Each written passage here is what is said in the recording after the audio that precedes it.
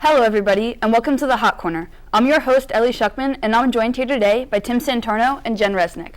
Obviously, since the World Series started last night, we'll be talking all about the Fall Classic. So let's get to it. Our first discussion question is, who wins the World Series and how many games will it take? Tim, we'll start with you. Guys, I'm going with the Cinderella story. I'm going with the team that is undefeated. I'm going with the Kansas City Royals in 6. Now, obviously, they're playing a team, the San Francisco Giants. They've had experience in the World Series before, so they're not going to get swept. They're going to win 1 or 2 games, but I think Royals are going to take it back to Kansas City, get in at 6. The last time they were in the playoffs was 1985, just in the playoffs, not just the World Series, just in the playoffs in 1985.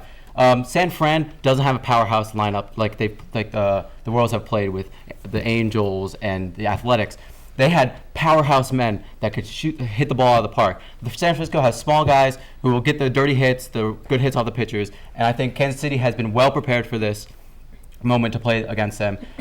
Also, we got to think about the regular season. Kansas City swept them. They brought out the brooms and swept them out. They outscored them 16-6 in the series. And also Kauffman's Field, you got the fans that are crazy. They've been waiting this for a long time. So I believe Kansas City in 6. All right, thanks, Tim. Jen, how about you? Well, I also think the Royals are going to win the World Series, but I think it's going to be 7 games.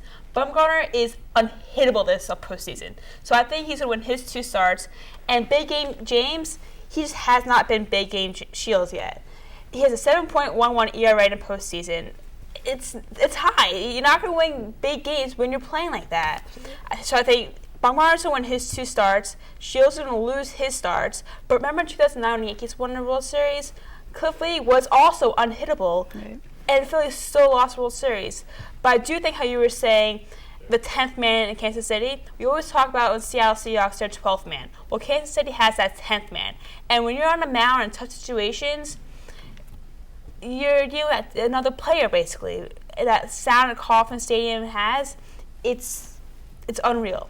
Absolutely. And I mean, this is a team, we said it before, they haven't been here in almost 30 years. They're hungry for it. They want it. They've played really well up until this point. You know, we saw them stumble last night, but who's not to say that they can't come right back from that? So we'll see what happens. All right, let's move on to our second question. Who is going to be the difference maker in this World Series? Jen? Well, I'm going to go with Lorenzo Cain. He has awesome defense in center field. And when Aoki comes up late in the game, gets on base, and Dyson comes in and replaces Cain in right field, and Cain moves over to right field, his defense is still there, and it's still awesome. We look back to, I believe, Game 4 against the Orioles, when Cain was out first and second. He's hitting about 500 or so in the postseason. He comes up, what does he do? He lays a bunt down. Small ball game, selfish. It's not selfish, it's team first attitude, and you can't replace that in lineup. And he's that difference maker that this Royals team needs. Absolutely. Tim, what do you think? I'm going to go with Pablo Sandoval, mostly because he's been here before. He has the experience to do well. He won the World Series MVP in 2012 when the Giants won. He's got 2 World Series rings under the Giants. Really, if Bumgarner didn't win the NLCS MVP award, I think it would have went to the Panda. He was really clutch in Game 5 against the Cardinals. He's got fantastic numbers in NLCS. I mean, the guy is a stud. The guy knows what he's doing on the field.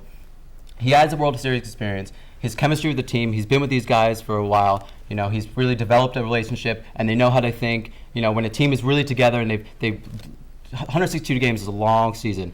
So they've been together. They've experienced everything that they could, and now he's going to come out on top with the MVP at the end of this World Series. Absolutely, and that veteran experience couldn't hurt them, you know, not at all. So, will that do it for our first segment? After the break, we'll jump into our rapid fire segment. Stay with us. Welcome back to the Hot Corner. It's now time for our rapid fire segment. I'll let each analyst 3 questions, and they'll have 30 seconds to respond. Tim, we'll start with you. For your first question, does having players who have been in the World Series give the Giants any sort of advantage? Of course it gives the Giants sort of advantage. Listen, they got 10 players from the 2012 World Series team, multiple players still from the 2010 World Series team. They've been together. They've been here in the past season after season. Like, they're bringing in new guys too. They still got Bumgarner. They still got Lincecum. They got Sergio Romo, Matt Cain. They got the Panda, and they got Buster Posey as a catcher. You know, the leadership on this team, it varies everywhere. You know, we got Bumgarner at the pitching staff. We have Posey on the field. You know, Pablo behind the plate. You know, the leadership, it's dividend. No, absolutely. And when you have that veteran experience, it helps. And it also, in some sense, may take some pressure off of these guys because they're just playing their game. They're doing what they've always done. All right. So, Jen, for your first question, can the Royals' offense stack up against the Giants' offense? I think they can. If you look at the Royals' offense, they're a scrappy team. They're not one, especially in the regular season, who hit home runs, hit the long ball, because Kauffman Stadium is so big. Their center field is that big.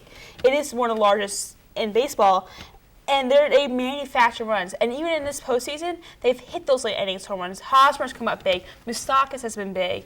And that's really big in the postseason, having your hot hitters stay hot throughout the postseason. And I think they can do this. They can't hit Bumgarner, but who can hit Bumgarner? Yeah, He's exactly. pretty much unhittable. But with their bullpen able to contain Giants, Right, they can get the job done still. they can do it. Anyway, all right, so Tim, for your second question, which pitching staff has the most pressure on them? I'm going to go with the Kansas City Royals.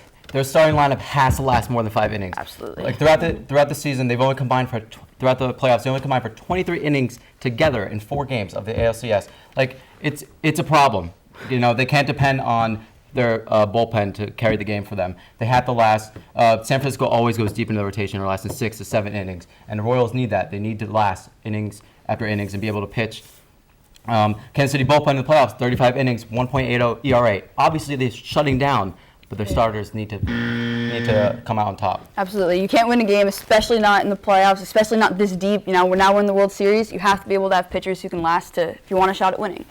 All right, so for Jen, for your second question, what do the Giants need to do in order to beat the Royals? Well, there's a few things they have to do in order to win the series. First thing is control the small ball game, control their speed game, because that's what the Royals rely heavily on. Yeah. And if you control that, you take away their offense. During the series against Baltimore is so focused on containing that speed game that their defense lacked, and they gave up some key hits.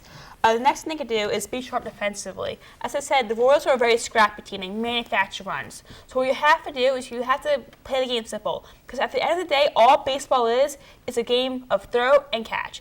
And if you do that, you win. And especially against the Royals, you need to play sharp defensively. Absolutely. They're a fast team. We saw that. That's possibly how they made it this far. They're relying on that speed, and that's not a bad thing, but the Giants have to be able to combat that. All right, Tim, for your final question, will the Royals' three-headed monster out of the bullpen, consisting of Herrera, Davis, and Holland, continue to be dominant, or will they start to falter? Like I said before, hopefully they don't have to use them as much as they did throughout the playoffs so far. Right. But when it comes to the postseason, Davis, Herrera, and Holland, they are ranked respectively 8, 9, and 10 out of the pitchers in the postseason. The relievers are combined 6-0 with 1.0 ERA. They're lights out right now. Wade Davis, 1.0 ERA. Kevin Herrera, 1.41 ERA. Greg Holland, the closer, 1.44 ERA. They're not giving up runs. They're the first ever to have 3 pitchers with at least 60 innings pitched to combine have ERAs under 150. They're unstoppable, and I don't think they're going to run out. I think they're going to carry it on throughout the season. Right, no, I completely agree with you. You need your pitchers, but if your starting pitchers falter, you have to have a bullpen to back them up, and right now they do. All right, Jen, for your last question, a little off topic of the World Series, but a question I'm sure a lot of people are thinking about. What do the Yankees need to do in the offseason to improve their offense? They need to do a lot to improve their offseason. If they won half the one-run games they lost this year, they would definitely be in the postseason. First thing they need to do is re-sign Chase Headley. That's obvious. They need a third baseman, and he provided great defense and hitting for them. Next, go to their minor league system and get second baseman. Rob Refsnyder, Yankee fans. Rob Refsnyder is going to be the next starting second baseman. He hit 342 in AA and 300 in AAA last year. Cashman said he'd give him a strong look at second base this year.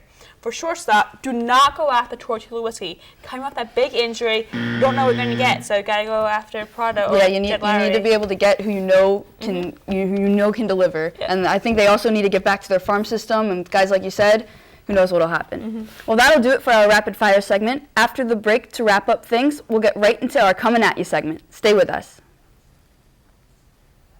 Welcome back. Our last segment is called Coming At You, where each analyst will get the chance to ask the other a question made up on the spot. Tim, we'll start with you. Jen, is the James Shield, if the Royals don't win the World Series, is the James Shield trade a bust? I don't think it's a bust completely, because in that James Shields trade, they also got Wade Davis, who's been a big major part of their bullpen. And they keep Wade Davis, and Wade Davis continues to be strong rest of this postseason and next year. I don't think it's a bust. You look at Will Myers, where he's done in Tampa this year. He was hurt, didn't play as well. There was reports of him going back down to the minors. I still consider it a success for the Royals because of Wade Davis. That last chip in that trade, kind of how Mike Lowe got traded to Boston in that Miami trade. How it didn't seem like a big thing, but over time it did seem like a big thing. And I think that's exactly what's going to happen in Kansas City with Wade Davis. Absolutely, I agree with you, and I also think that the Royals team. This is a team that hasn't made the postseason in 29 years. You gotta credit Shields to getting them there. He performed during the regular season. He's just been slacking now. Yeah. So we'll see. All right, and Jen, your question for Tim. Tim, do you consider Buster Posey the new face of baseball, having Derek Jeter been retired? First off, hats off to Jeter. You were the captain for the Yankees for numerous years. You were the face of baseball. If people didn't even know about baseball, Derek Jeter was still talked about in the conversation. Now for Buster Posey, this guy's going to step up. He has World Series rings behind him. He is a leader to the team. He's the voice of the Giants franchise. Guy plays all heart. Every night he plays all heart. It's really exciting to see him in the postseason, see him grow as a player, as we saw Derek Jeter grow as a player. I think Buster Posey, along with Mike Trout, along with Cespedes, these players are big numbers, and Miguel Cabrera, big guys who can partake the franchise of the MLB. But I think Buster Posey can come out on top just because he has the rings, he has the experience, and he's such a big, important asset to the San Francisco Giants. Right, and I completely agree with you. I think he's shown a lot of improvement so far, and he still has years ahead of him. So we'll definitely see how that plays out. Well, that just about does it for another episode of The Hot Corner. We'll be back soon, but in the meantime, if you're interested in joining LTV, like us on Facebook or email us at ltv@tcnj.edu. For Jen Resnick and Tim Santoro, I'm Ellie Shuckman. Have a good one.